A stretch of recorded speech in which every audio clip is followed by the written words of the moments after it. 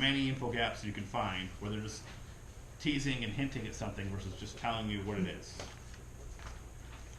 Okay, so turn around and look at that TV. And I'm streaming this from my phone, so I'm not sure how awesome this is going to come across, but let me tell you guys why this is so important, again, to tie it all together. At the very, very, very, very top of my phone, right, I don't know how to circle that. You can see this little dude that says 8 seconds and this goldfish that says 9 seconds, right? So for the first time in history, we as humans now have a shorter attention span than a goldfish. We have an 8-second attention span, and a goldfish has a 9-second attention span. So if you think about that, you have 8 seconds on this idea that you've worked on, this amazingly brilliant idea that you've pitched to 50 different people in your life. You have 8 seconds to get someone's attention with that headline and with those first couple lines of that lead. 8 seconds. So when you think about your pattern interrupt, when you think about really hard, who am I writing to? What's the relationship there? You have 8 seconds. And to show you another amazing statistic, that's pretty amazing, right? We have shorter attention spans than goldfish, which are known to be the animal that can't remember anything, right? The fish or reptile or whatever the fuck they are. They can't remember anything.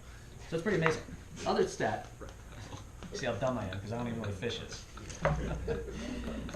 The other amazing thing is that there's some stat out there that says we are exposed to something like 4,000 advertisements a day.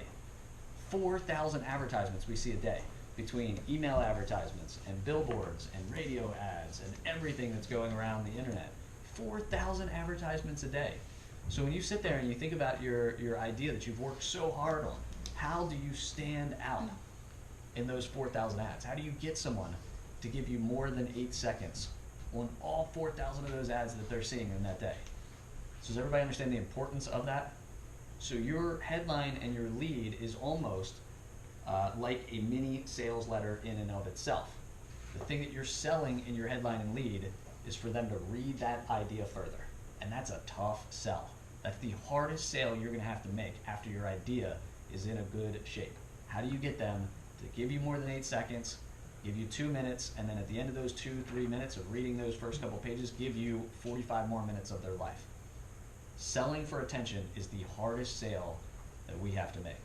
And it doesn't matter if that's for a $1,000 product, which is typically an easier sell because you already have the relationship there because it's a back-end sale. If you're selling for a $49 product, that's a hard sale to get attention because you're trying to get good old Rich here in his very busy day to give you at least 8 seconds of his day and then to pay attention from there. Everything that Ryan just talked about are tools and techniques and ways of doing different hooks, right? Incongruency, how the one-legged golfer now showed me how to bomb drives down the fairway. That's weird, that's strange, that's unique. For someone who's interested in golf, that's a pattern interrupt. There's a one-legged golfer that showed me how to hit the ball further. Another favorite one of mine is how pickpocketers cure back pain. I like that idea. That's a really interesting idea. If I got back pain and I see that, that's weird, strange. Does anybody know how that works? How does a pickpocketer? A wallet in your back pocket. Yeah, because most people, the reason they have back pain is that they sit on really, if you guys watch Seinfeld, I got a George Costanza wallet at any given point because I save all my receipts and it's that big. It looks like Pac-Man. None of my jokes are going over today. Anyway, I sit on it. My spine is all cattywampus and it's all curved. And if you have a pickpocketer come around and take your wallet out, you're not supposed to sit on your wallet. That's how they cure back pain because now your hips go back in line and your spine lines up. So that's kind of a cool headline, right? Yeah. It's a cool hook and pattern interrupt, how pickpocketers cure back pain. So when you sit there and you think really hard about how do I sell this reader on getting their attention and getting them to get through these first couple of pages, that is the hardest sale. I was talking to Kyle the other day and I told him I'd bring this up because Kyle said that when he was getting started in writing Agora style copy, he was confused on this headline and lead thing. What is it really trying to accomplish and everything like that. And basically what he was telling me the other day is that one of the ways that it helped him understand of what the headline and lead's purpose was is after you've gotten attention that you need to effectively again, you're selling the reader and getting you further into the sales letter. So everything that you need tease on proof. You don't have to give them the full proof, but you need tease on proof. You need a tease on what they're going to expect further into the copy. So you need all these info gaps that line up to the point that someone should be almost ready to go at the end of that lead. The rest of the stuff that follows is going to be all more proof points to sell that person on all the info gaps that you've created. I can tell you a You're Remember good. I told you? Yep. So I worked at this company, dude, this is where I learned most of my sales stuff, was actually this spot in Charlotte called Red Ventures, and I was really good at that job. And it was basically high pressure sales on the phone, and I would talk to up to like 40 people a day, and I was closing sales in like 20, 22 minutes that obligated people to spend like $220 to $300 a month for 2-year contracts. And I could go from hello to goodbye and got their social security, ran their credit, and took all their money. And the way I was able to do this, and I found from my performance manager that I was really good at one certain kind of customer. There's 2 types of customer, and I was killing that type of customer. The first is the customer who is kind of already halfway in. Like they're kind of looking, they're shopping, and they want the thing that I'm offering. And I'm really good at projecting, look, I know exactly what you need. I've got it right here. I understand your pain. Trust me. And I could get those guys through the door in about 20 minutes. They pointed this out to me because there were people I was just hanging up on, basically. Like, you don't trust me? You don't buy in? You're not on board? You're wasting my time. Goodbye. Because I had sales to make, right? And he said, there's 2 types of people in this world. There's types of people who just want to be sold, and they're waiting for you to convince them, and they just want to know, like, all right, does this satisfy everything I want? And then there's these other type of sort of neurotic, analytical people, and he told me about this personality survey, like IFTJP and all those kinds of things. He's like, you're really good at these guys. You can get them on board, get them hyped, and sell them. Then you've got all these other people that are going to ask you all these questions. And I can tell by the time they ask the second or third question, Kyle, you just get pissed off. Like, why haven't you bought yet? And I imagine when I'm writing a lead that I'm guiding those fast-paced customers through the sale. I make a promise. I reassure them with proof. By the time I introduce my guru, like, you have everything you need to buy. Why haven't you bought yet?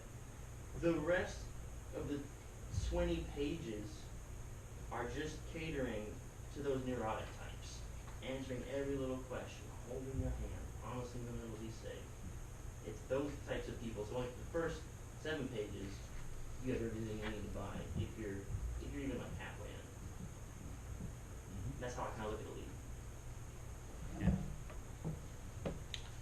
All right. Next session is about proof.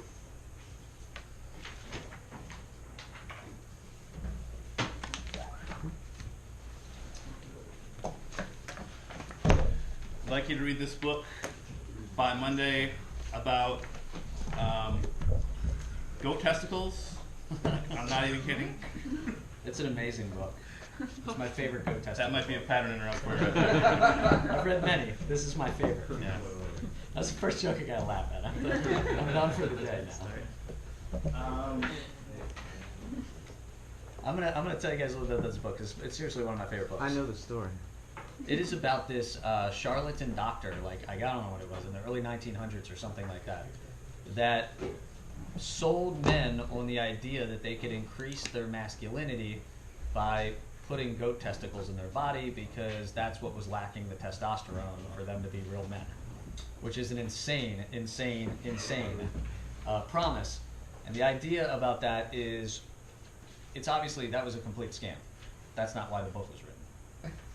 But the idea is that if you could study the techniques that this charlatan used to get people to insert goat testicles in their body, it's probably worth studying from a persuasion side, because you could forget about it. Total scam, terrible thing to have done. But the techniques that he used to get people to believe that this was true and could happen are amazing techniques. And it talks a lot about authority and credibility and how he established those things. So if you forget about the scam, and if you look at the persuasive techniques that could be used for both good or, in his case, evil, and you apply them to good, it's just an amazing book to look at how he unethically manipulated someone to believe that they should put goat testicles in their body. And if you can use that for ethical purposes, it obviously works a lot better. But that's why it's one of my favorite books. It's a really cool read about proof. Another book I'm going to give you, this is not part of the course, but it's worth reading. If you've read it before, it's worth reading again, called Obvious Atoms. Read that one on your own. your homework before next session. I want you guys to go through End of America. You should be able to find it in your 60 promos today swipe file. If not, let me know and I can send you a PDF. I think it's the last one, number 6. Yeah, I think you're right. I think it's number 60. So if you guys are looking for it, Jimmy just gave you a big hit. It's number 60. I want you to go through that entire promo and circle every proof element you can find. Okay, and then I want you to have a count of how many you find, and then we'll compare numbers on Monday. Hint, it's probably better to read the book first. That might give you an idea of different proof elements. So read the book first, Yeah. then read End of America on like Monday or something like that to circle those things. Okay, so who learned something today? Thank you. Hands. Patrick, go for it. We haven't talked yet. So go ahead. He's been asleep. He's been asleep the whole time. You learned that that's my favorite goat testicle book. Good goat testicle book. I guess listening to Rich was really cool, and how he was talking about Bitcoin and like his friends kind of got in, but like there's still that uncertainty in like the foundation. So I'm trying to think of a way that maybe we could use that in our copy, where like we can address that there's like all these uncertainties, but maybe there's some better way we can play that. I thought that was a really Yeah, at the very least, I mean, you could add like one line to your promo, kind of the pacing leading idea, just to address that fact. Like, you've seen friends get into it, you've been holding back, but, you know, because it's probably a natural thing to feel because it's a brand new thing, but I'm going to show you in a minute why, you know, even a better way to get in than your friends got in, or something like that. Yeah. To stick there for a second, do you guys, I asked him the question of where Bitcoin prices were. Did you hear what he said? Boom. Yeah. So